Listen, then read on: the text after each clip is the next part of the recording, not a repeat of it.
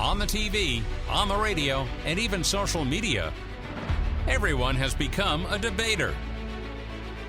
Hot heads, hot takes, and lots of hot air are now the norm. But only one can be the master debater. This is Master Debaters from News Talk 550 KTSA and FM 1071. I'm Dennis Foley, and welcome to Master Debaters, the show where the best argument wins. Joining us this week, you could read the witty commentary from our first debater in the Washington Post and WashingtonPost.com, Alexandra Petri. Hey, Alex. Hey, how's it going? Pretty good. You can hear our next debater on the Saturday Morning Hangover on ESPN San Antonio, James Pledger. Hey, James. What's going on, everyone? Hey, and our third debater is the super producer at Energy 94.1, DJ Mijo Collett. How about that? How you doing? What's up? All right, we'll just call you Mijo today. I need a title upgrade. Super producer. You got to talk to the bosses about that one. So they will all be presenting arguments in an effort to try to win over our judge, who this week is Alex from Long Island, New York. Hey, Alex. Hey, Dennis, how are you? I am good. So his job is going to be to analyze and critique each response our contestants give to questions that I present throughout the show. And along with asking all these questions, I'm also the show's referee. If I hear something that I don't like or maybe merits a penalty, you will hear this whistle. So before we get started, let's give our contestants a chance to get to know the judge a little bit better with the question. So we're going to start with Alexandra. Do you have a question for a judge? Alex. Alex, fellow Alex, do you think our name is cool? Our name is the coolest. Okay. We really hit it off there. Pledger, do you have a question for a judge, Alex? I mean, I feel like I'm already behind the 8 ball here because they've already bonded over their name, and I feel like I'm at disadvantage all of a sudden. Alex, do you like sports? I love sports. See, you get to bond with him too. Mijo, do you have a question for a judge, Alex? Yeah, are you afraid of birds? Okay, so only when they fly into my bedroom, which one did a couple months ago, and it freaked me the hell out. Yeah, all right. Yeah, we're on the same page. Okay. So let's get this show started. Opening arguments on Master Debaters. So it is time for opening arguments. In this segment, I'll give each combatant a question. That combatant answers the question, and our judge, Alex, will give them the score between 0 and 10 points. They will have 30 seconds for their argument, and a buzzer will let them know when that time is up. So 8 people have been indicted in the alcohol-related death of a 20-year-old college student who was found unconscious after a fraternity party. 7 students and 1 non-student face charges including third-degree felony manslaughter and felonious assault from a March 7th Pi Kappa Alpha fraternity hazing party where student 20-year-old Stone Foltz was allegedly forced to overdose on alcohol, an overdose that killed Foltz. Earlier, Bowling Green State University President Rodney Rogers says Bowling Green State University has decided to permanently expel the Pi Kappa Alpha fraternity. Greg Saber for CBS News, Cleveland. All right, we're going to start with Alexandra. Frats, are they a good thing or a bad thing? 30 seconds. Well, I think following off of that, it's hard to argue that I think anything where you keep losing people to hazing rituals, which are just so dumb, and that shouldn't be how anybody loses their life. It feels like that's a net negative. I feel like they could theoretically there's a world where frats are positive, but this keeps happening and this should not happen. So I'm sort of team, there are good aspects to it, but no, they're net negative. All right, Alex, what score do you want to give that, 0 to 10?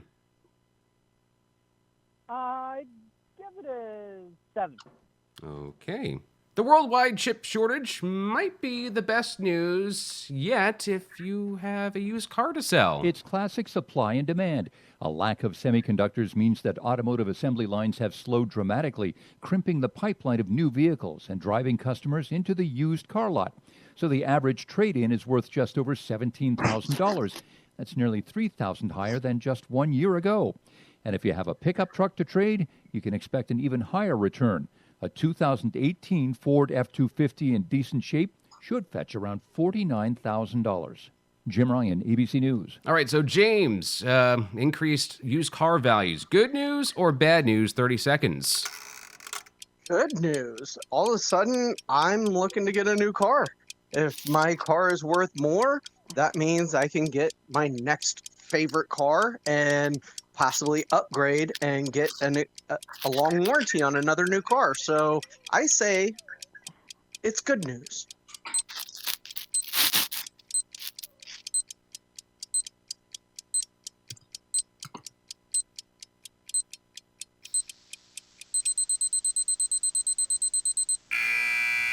Okay, Alex, what score do you give that? 0 to 10. I think you could have gone a little longer, a little bit more extrapolation on that. I would say 6. Okay. Next topic, a shot and a beer at a Houston area brewery aims to get more people vaccinated. Hosting a drive-through COVID vaccination site, St. Arnold Brewing Company in Houston. Founder Brock Wagner says he hopes other businesses follow suit. Not only for our own safety, for our team members' safety, it's good for business, it's good for society. This man says it was easy. I'm on their email list. They gave me a day, easy to pick out a time, and another reason to come down and visit the brewery. Another. I think it's a neat idea because it helps speed up the process. St. Arnold will hold a second drive-through next month for the second dose. Chuck Severson, ABC News. All right, Mijo, does a free beer, in your opinion, change the interest level in a coronavirus shot or a coronavirus vaccine shot? 30 seconds. Well, I feel strange that you're asking me this. I feel like there's some innuendo, but yeah, I mean, if there was a free beer and a free shot, like, I'd get more shots. Like, sign me up for like 3 or 4 shots, man. Like, pump that Pfizer into me. I mean, if I was a business owner, I would do the exact same thing. Like, let's make everyone safe and let's have a good time. You know, let's get your shot and let's have a party. That's what we're trying to do. Now, would it be better if we're shots for shots, or are you fine with beer? Both. Okay. Yeah, they should do a Corona. That's the other option, too. Alex, what score do you give that argument, 0 to 10? I'm going to give that, I'll give that 8. Okay, well, coming up. It's a lot more to talk about, a lot more to debate. We'll hear it next, right here on Master Debaters. From 550 KTSA and FM 1071. This is Master Debaters, the show where the best argument wins. It is, and things are going to start heating up a little bit, kind of like my studio here. We have Alexandra Petri, James Pledger, and Mijo this week competing to convince our judge, Alex from Long Island, New York, that their argument is the best argument. And if you'd like to be a judge on a future edition of Master Debaters, head over to our website, ktsa.com/masterdebaters, and sign up. So let's keep this debate going. For argument's sake, on Master Debaters. So in this part of the show, I'm going to give all 3 contestants the same question, and they will each take a turn presenting their argument on that topic. After they all take their 30 seconds to respond, our judge will then give them each anywhere from 0 to 10 points for their responses.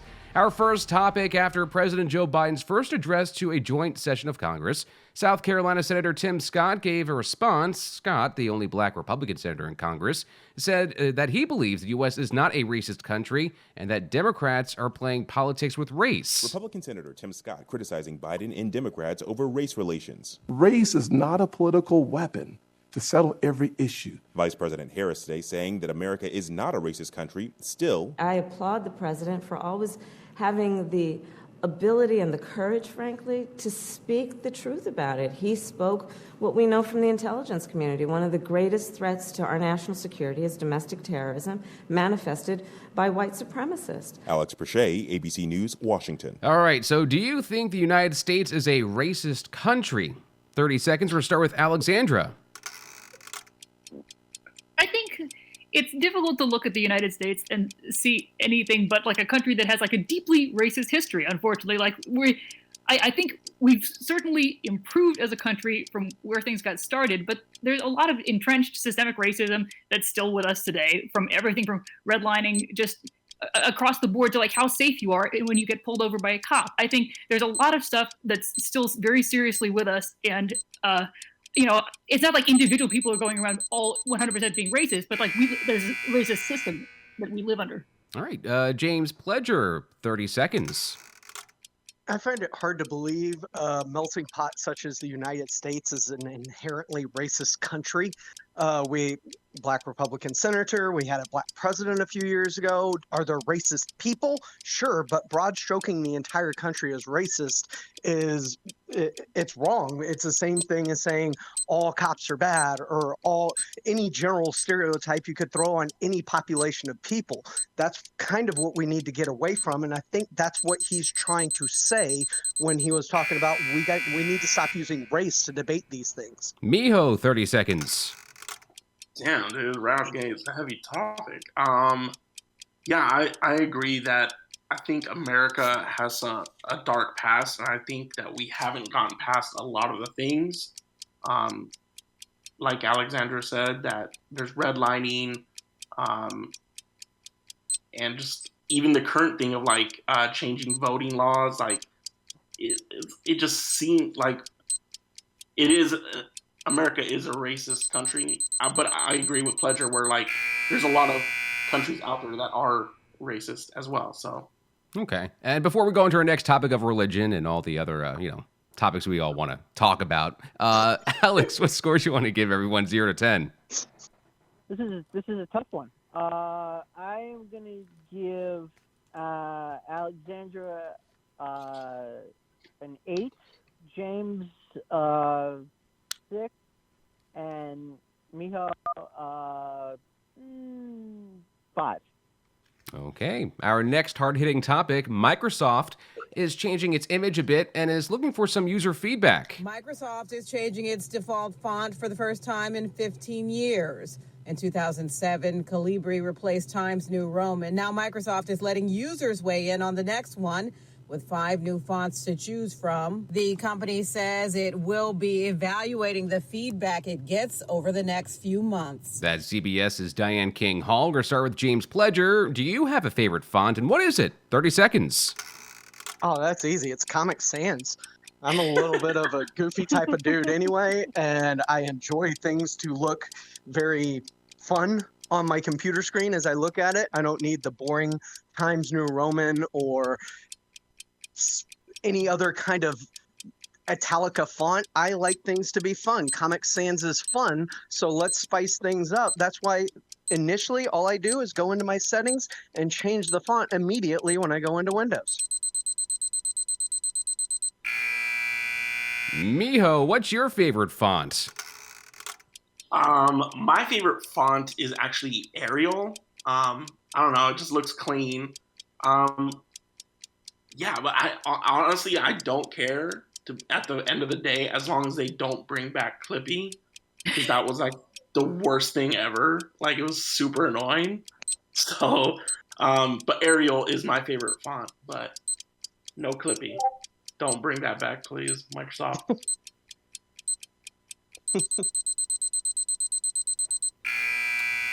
And Alexandra, what's your favorite font? 30 seconds.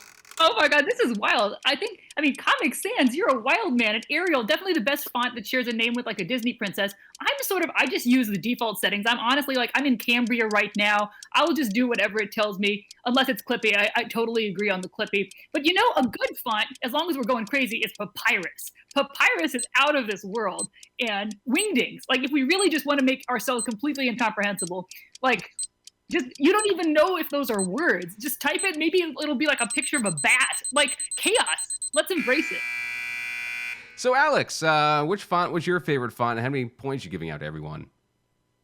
This is tough. I just use the default fonts, but this is one of the toughest issues of our time. I think for bringing up Wingdings, Alexandra gets a 10. Mijo gets a, say, 6, and James a 7. Okay, a Texas man is dead after he was attacked by a swarm of bees on his property. Thomas Hicks was mowing his lawn in Breckenridge, Texas, about 100 miles west of Fort Worth, when the bees attacked. Fire Chief Calvin Cheney says the 70-year-old was covered from the waist up when he got to his wife. He got attacked outside. He ran in the house, letting his wife know, hey, that's what's going on. When the bees followed him in. Hicks's wife was stung as well, but she's fine now. Her husband later died of cardiac arrest. A local beekeeper was called in and found 60,000 honeybees in several hives in a tree. Jim Ryan, ABC News, Dallas. Start with Mijo. What do you think of bees? 30 seconds. Do you like them? Do you dislike them? I love bees for what they do for the planet, and we need to save the bees. But personally, I am terrified of bees. I've been stung quite a few times in my life, and I wish I could curse. I know I got in trouble last time, but I don't like bees at all, but in my personal space. But bees are awesome. I love honey. I love lavender, but stay away from me. That's all I'm saying.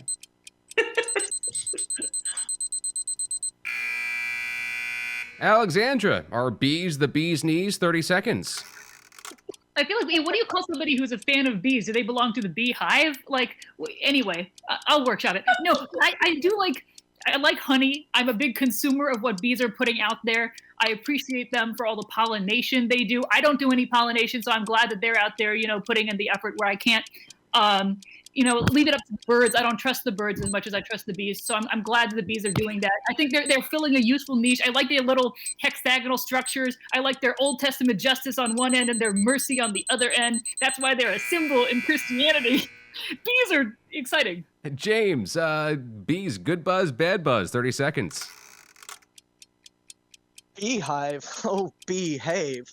Look, you guys are terrified of birds. This story absolutely terrifies me. Are you kidding me? Stung by 60,000 bees, covered from the waist up, goes into cardiac arrest. That is just a terrifying situation to think you have found yourself in. I can live with some birds flying around. I don't know if I can live with being covered head to toe by bees and being stung. I appreciate what they do for the planet and everything, but doesn't mean I have to like them.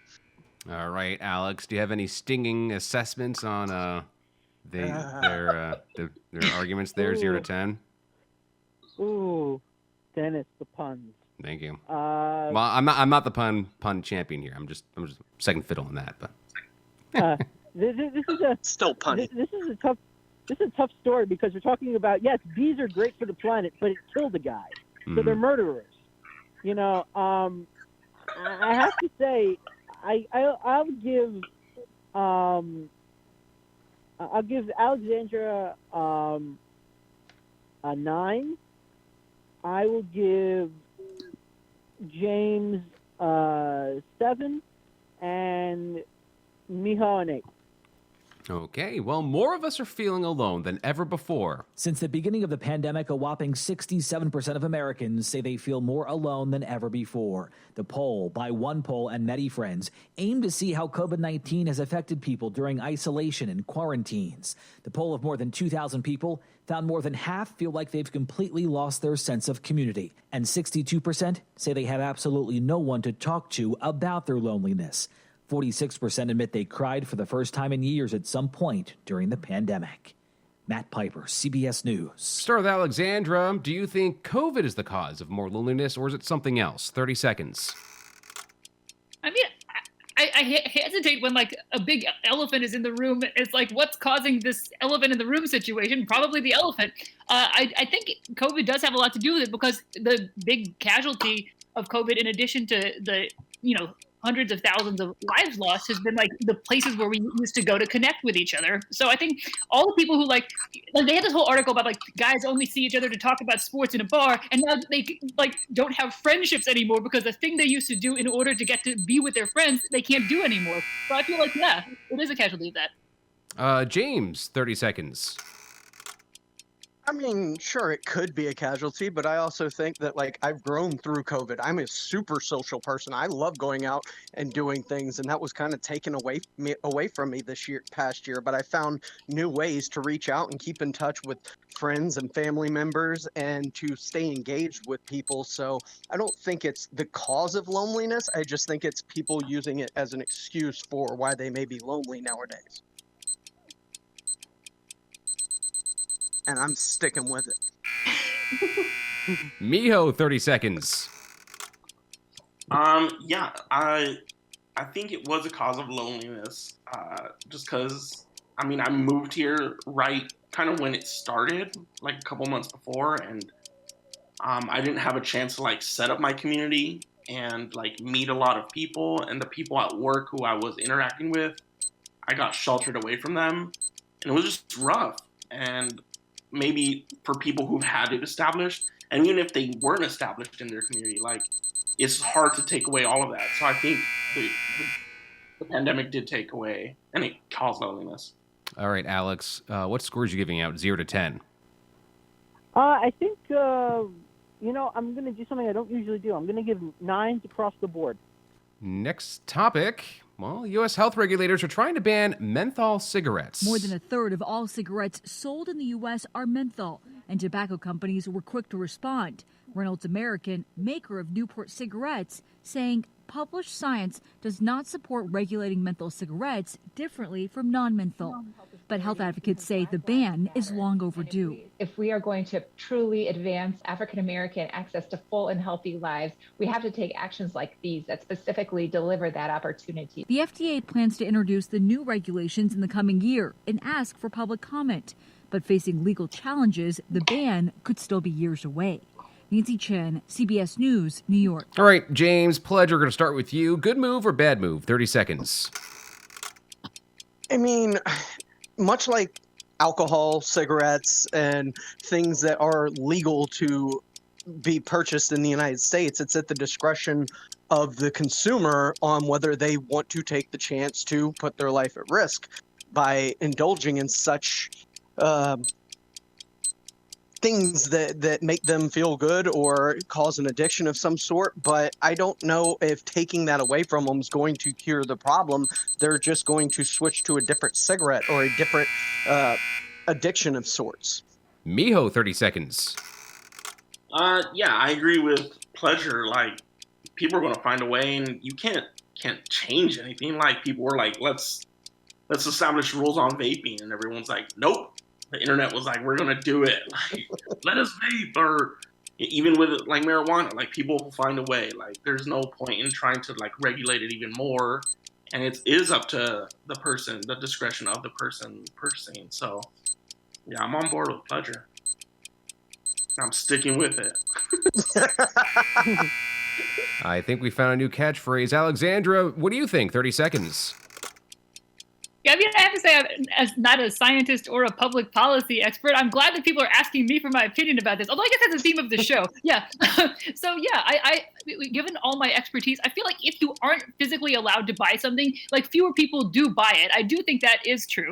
But I agree also that people will go and buy stuff. So yeah, no, I think Pledger's making some valid points. I think it's a constant trade-off. How much you get to tell people not to do. All right, Alex, what scores are you giving to these pretty similar arguments, 0 to 10? Yeah, I was going to say the arguments are pretty similar. There's really not a lot of daylight between them. So I'm going And we're sticking with it. Yeah, sticking with it. I'll give 8s across the board. See, he doesn't do it often, but he does it back to back. So, yeah, you guys might be onto something there. Well, yeah, 9s across the board, not often, but 8s across the board. That's a... All day, every day. And he's sticking with it. I'm sticking with it. The CDC says cruise lines remain on course to set sail again in July. The CDC says it remains committed to allowing cruise operators to resume sailing out of U.S. ports by midsummer. The CDC says it's meeting twice a week with cruise industry representatives, and it's concluded that test cruises will no longer be required if 98% of a ship's crew is vaccinated, along with 95% of its passengers. The CDC also says fully vaccinated passengers will only need to take a rapid coronavirus test when boarding. Brian Clark, ABC News. So we're going to start with Mijo. Are you interested in going on a cruise in the near future, or are you staying away from them? 30 seconds. I've never been on a cruise, so I don't even know, like, what, if I am or am not interested in them, at all. Like, I guess I don't know. I mean, I don't know. I don't like the idea of being stuck on a boat. I guess that's what's going through my head. I know it's not part of the question, but I have no comment. I don't know if I'm interested or not on a cruise trip. Alexandra, are you of interest to go on a cruise in the near future, or are you staying away from them? 30 seconds. Sure, I'd go on a cruise. I don't know. I feel like now it's sort of, it's one of those things where you see, like, probably the worst thing that can happen on cruise ships has just happened. So, now is the time. But that's maybe that's not good science.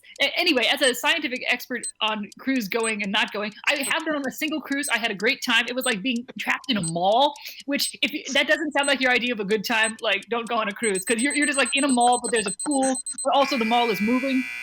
Anyway, I liked it. Pleasure, 30 seconds.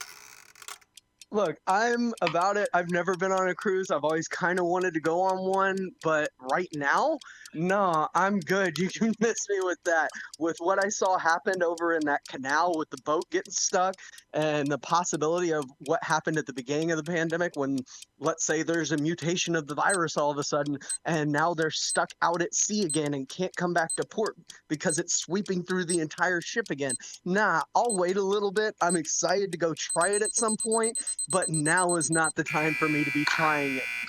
All right, Alex, what scores are you giving everyone, 0 to 10? This is interesting because I actually went on my first cruise right before the pandemic. So this is an interesting thing, whether I want to do it again. I would say Mijo, like 3, because he didn't really have an argument. James, I'll give him a 7. And Alexandra, for describing it as a floating mall, it's just very accurate, really, with the casino inside it. So I'm going to give her a 9. All right. Well, all of our debaters have some arguments they wish to present. We'll hear what they are and what everyone else thinks about it coming up next on Master Debaters from KTSA. This is Master Debaters from 550 KTSA and FM 1071. I'm Dennis Foley. Joining us this week, we have Alexandra Petri, James Pledger, and Mijo, who are all working to coerce our judge, Alex, to give them more points than their fellow competitors. Let's keep this debate going.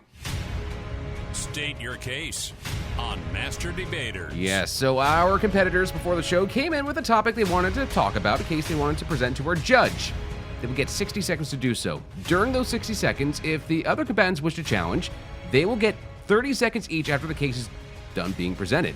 After those challenges, the original presenter will get their own 30 seconds to address the challengers. If they change their topic, I will assess an automatic 5-point penalty. There are also more points at stake. Our judge can now give up to 20 points at the end of each topic, or can take away up to 20 points from everyone, whether they presented the topic, challenge, or chose to stay quiet. So our points leader right now, anyone want to guess who the point leader is at this current moment? Ooh. I'm going to go with Alex and the floating mall. Okay, Mijo, do you have a guess? Alex, do you have a guess? I'm gonna guess me. Yeah, but I could be wrong. You are the points leader. So you get to start with your 60-second argument.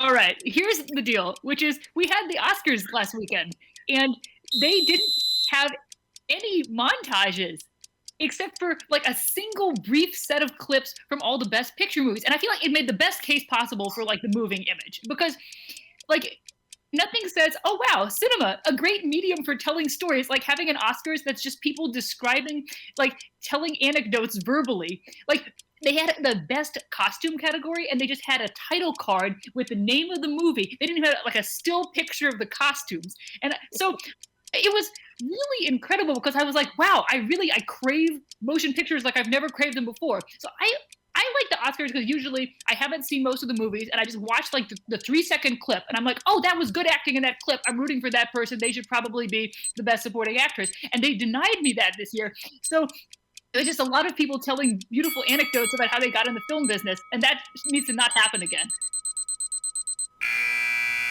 All right, Mijo, 30-second challenge.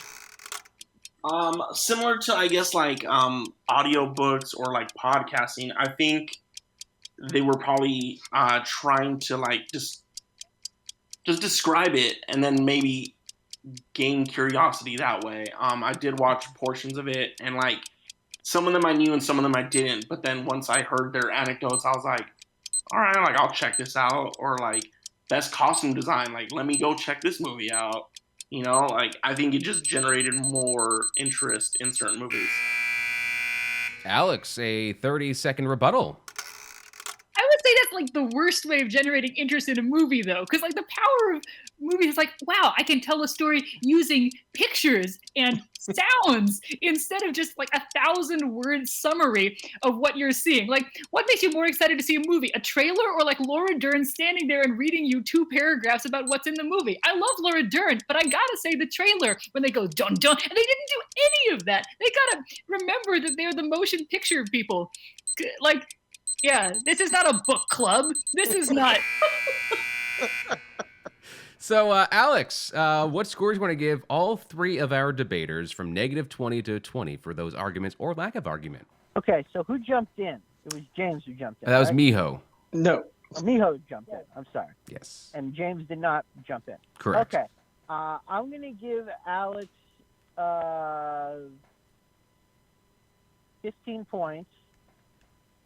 And I'm going to give Mijo, I'm going to give him 5 points. Okay. And for James Pledger, how many points giving, take away? No, he's just 0. No, not taking anything away, not adding anything. Okay. So it's hard to debate what Alex said. It's the Motion Picture Association. This is what they do. How could they have been so blind to this? So, James, it's your turn for your 60-second argument, which starts now. Well, I think that this week there's this topic that came out after the NCAA extended President Mark Emmert, in which they were seriously considering expanding the college football playoff to 12 teams all of a sudden. And this is a blatant money grab, and 12 just seems like too much at one point in time. I think 6 would be the perfect number. 8 I can even kind of get behind, but 6 is the perfect number because the 2 best teams, you allow them to have a bye, which gives them something to play for other than the championship, for rewarding them for a season they had. And then you can add those final 2 teams in where there's always a debate at the end of the season.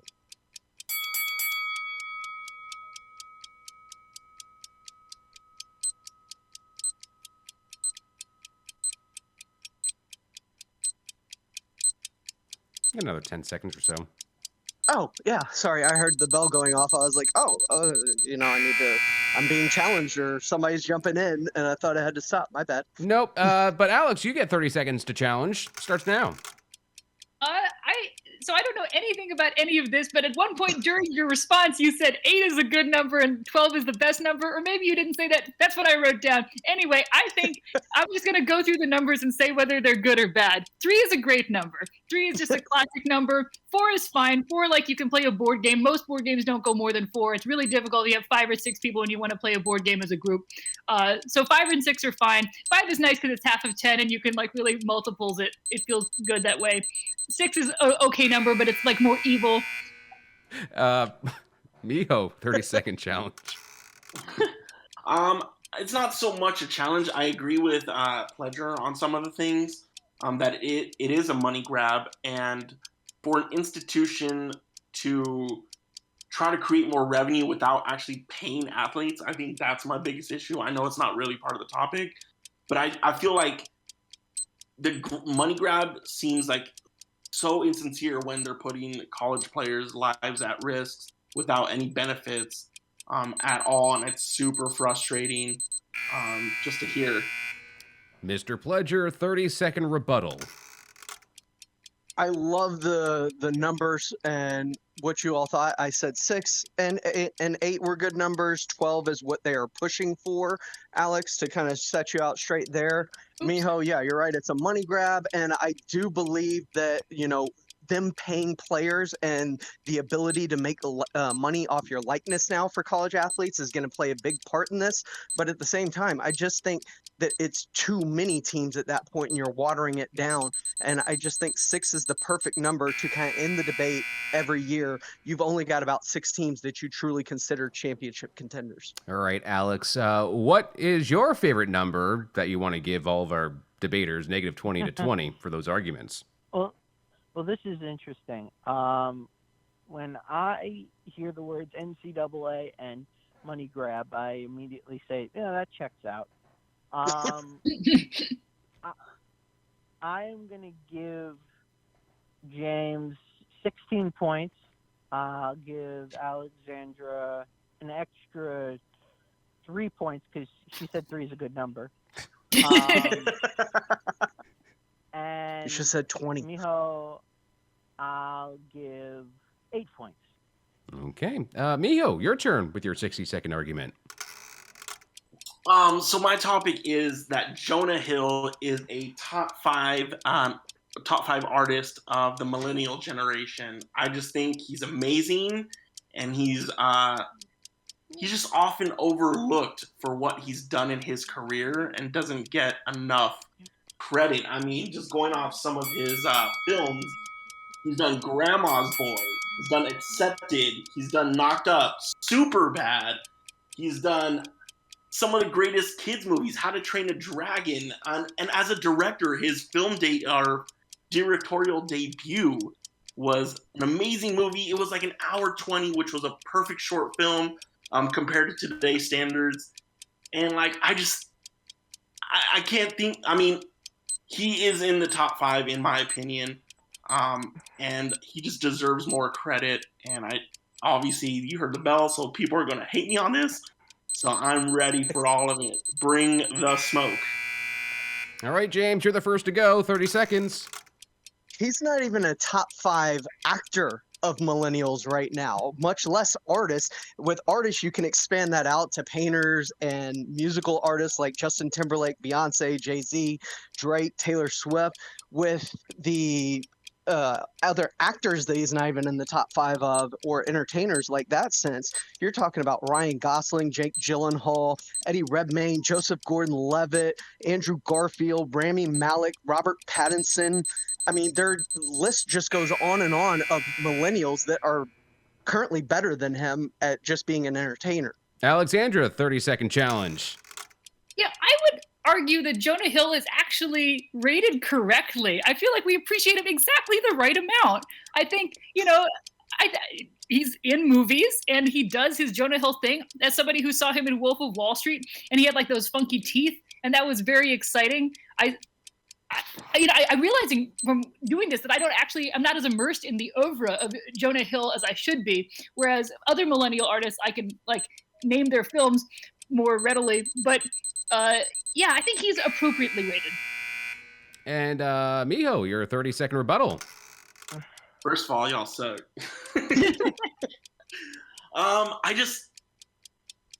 I don't know. Like he has, I feel like, more range as like some of the actors you listed off. Like, yeah, Eddie Raymond is whatever his name is a great actor, but he's like almost typecast. Whereas Jonah Hill could do the Moneyball and the Wolf of Wall Street and the Superbads. Like, he's not getting enough credit, and he just needs to be appreciated. I'm a Jonah Hill stan. Okay. Alex, what scores you want to give negative 20 to 20? One question. Didn't Jonah Hill get nominated for an Oscar for Wolf of Wall Street? Probably. I don't know. You should. For that. Yeah. I don't believe so. I believe it was Moneyball? Leonardo DiCaprio, but he lost. No, he got he best supporting actor. I thought he maybe got one from Moneyball. I don't know. I'm not a. But I'm really happy he has you, Mijo. Yes. So the correct answer, best supporting actor nominee for Moneyball and Wolf of Wall Street, but he did not win those awards. So two-time nominated actor. That's just an interesting thing to talk about. Mijo, you were passionate. You knew what you were talking about. You really made the argument. I can't say I agree with it, but I will give you 18 points for the argument. I will give both James and Alexandra, I'll give them 10 points for the rebuttal. All right, well, coming up, who's going to win? That's really the biggest question we have right now. It all comes down to one final fight. This is Master Debaters from KTSA. From 550 KTSA and FM 1071, this is Master Debaters, the show where the best argument wins. Yes, and that argument, it ends right here, right now. It's a battle this week between Alexandra Petri, James Pledger, and Mijo, all trying to win over our judge, Alex, and convince him that their argument is the best argument. Right now, it comes down to one final argument. Closing arguments on Master Debaters. So this is where it all gets figured out, a 4-minute melee. I give our debaters a topic. They discuss it for 4 minutes. And once they hash it all out, our judge will give them between 100 and negative 100 points. The person with the fewest points will get a 15-second head start. Everyone else can join in after the bell has rung. Who has the fewest points right now? The guesses? You guys want to guess who has the fewest points right now? Me. Yeah, I'm going to go with Mio just because he got a 3 at one point. So right now, the contestant with the fewest points is James Pledger, actually. Yes! So the latest industry... I'm winning at something. Yeah, sure. The latest industry to feel a skills gap in the post-pandemic whack-a-mole economy, trucking. A warning from the tanker truck industry saying some stations may run out of gas this summer, and not because of a gas shortage, instead a trucker shortage. According to trucking trade group National Tank Truck Carriers, up to a quarter of all tank trucks in the country that carry gas are parked because they don't have the drivers. So far, it's only affected some stations in Las Vegas and Northwest Arkansas. But come this summer, experts say we may see shortages in vacation hotspots. That's ABC's Gio Benitez. So, starting with James, with his 15-second head start, and you're going to discuss this for 4 minutes. Which industries do you think will be the most negatively impacted post-pandemic? 4 minutes starts now. Oh, most negatively impacted. I don't know. I really think concerts to start are going to have a tough time getting back because I'm still kind of weirded out when I'm around a crowd of large people. So like a festival or going to a 80,000 seat stadium to sit next to a whole bunch of people that I'm not sure if they're vaccinated or not and how to approach what's going on, and people just wearing their masks all willy-nilly while they're sitting next to me. I don't know if I'm about that. So I think concerts or large gatherings, especially sporting events, could see at least a hurt, at least at the beginning of restarting everything, because it's going to be very tough to get people out of the mindset that they've been in for over a year, which is large crowds, be scared, run away. That's just a tough thing to mentally pull yourself back out of. Well, I think actually it's going to be the thing I think we're most going to not have any more of is The Office as a concept. I think that's what's got to go. Because like everyone's like, oh, you got to come back into work. They're like starting to trickle everyone back in. But it's like we physically demonstrated for the past 14 months that we didn't need to be sitting in this horrible open plan place with like the fluorescent lighting. And you can hear like Dan, like, turning the water machine on. Water machine, that's not a thing. But, it's not an environment that like is conducive to people's happiness. And I feel like if offices come back big after the pandemic, that'll be a sign that like, society is really seriously broken. I think they will, but I think they shouldn't. I think the industries most impacted, I think, are going to be frozen foods because people are going to be eating out instead of eating in. And I think like home toilet paper because now you can use the toilet paper at work. So, yeah, I feel like they're just going to their sales are going to go down because I'm not trying to buy frozen pizza no more. Like I want to go get real pizza. So, yeah. Yeah, or the people who make those little hut things, like the little outdoor like glass hut things where they're like the restaurant, no, you can eat outside. We put a little glass hut here. Whoever makes those, I think they're going to have a big downturn after the pandemic because people aren't going to like, I'm just going to sit outside. I'm not going to sit in a little glass hut with a heater in it. The outdoor heater people, they're going to have a real downturn.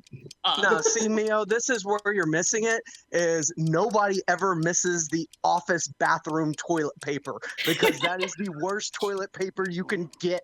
Everybody, we saw at the beginning of the pandemic how important toilet paper was. We already had a shortage of it. I think home toilet paper is going to be fine. Office toilet paper will be fine too because nobody wants to use it in the first place. You miss me with that one-ply stuff. Yeah. Hey man, one ply saves the day. Let me tell you. Only like, this is in case of emergency. Like it's a bad rap because like you get a control over the amount you use. You just have to like really use a whole lot of it, like a whole roll of it. But you can, I don't know. Yeah, that's an argument for another time for a reason because it's an incorrect argument. But yeah, office toilet I would rather have softer toilet paper. I don't care if I'm wasting plies. I prefer to save my bottom. I also think that with, as we were talking about with the office space, I feel like movie theaters, like with streaming, I know people miss the theater, but we've seen we could do without it as well, similar to offices. And I don't see like movie theaters like coming back real strong, especially with like Marvel and Disney's rollouts of their shows. And like, yeah, if I could get a frozen pizza for $5, you know, or whatever, Pop-Tarts and I hope you're wrong because I love seeing movies in theaters and I hate watching movies by myself. I love movies. And here's the thing: if you're talked about Marvel, like watching things like the Disney Plus shows on TV is great. But if I would have missed the epic moments like in Avengers Endgame where Cap lifts Mjolnir, or at the end of Infinity War when half of the Marvel universe got dusted, and just the enthusiasm and also the pain within the movie theater with all those people I was sharing it with, I don't want to lose that. Yeah. Okay. Oh, I don't either. But. So, Alex, what did you think about that whole 4-minute argument? What score do you want to give everyone? -100 to +100? It went everywhere. There was a lot of everything going on there. A little bit of toilet paper, a little bit of office, outdoor heaters. I'm gonna give. The other thing too, there wasn't really much combat. There was a lot of it's across the board. Yeah. I'll do 80 points for James. I'll do 85 points for Alex. I'll do 85 points for Mijo. Oh. And that's. So you like one-ply paper? What? So you like one-ply toilet paper? No. But that's what I grew up on. Nostalgia, I get it. So, after a series of arguments that I guess you would call a debate, that's kind of what debates are, just a series of arguments, we must now name this week's master debater.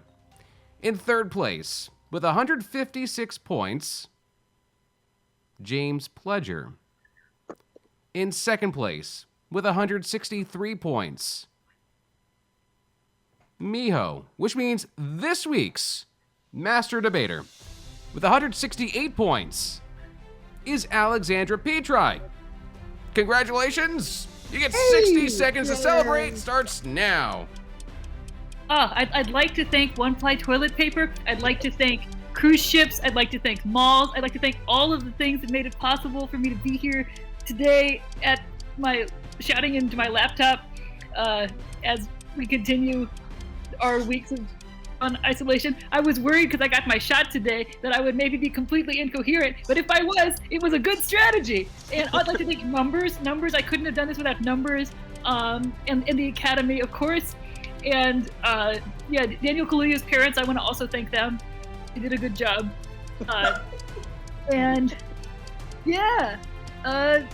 Love to debate. Gotta thank Zach Wilson. Oh, yeah, can't forget Zach Wilson. Yeah, how many people have gotten drafted? Have they gotten the good picks in yet? Are the New York Jets, have they recruited a new member? How are the Sharks doing? Well, that's it. I mean, man, what a mix. I mean, NFL draft, numbers, man, toilet paper. We covered it all. Numbers did play a key role in her win because she had the most of them. That's Don't right. forget about the killer bees.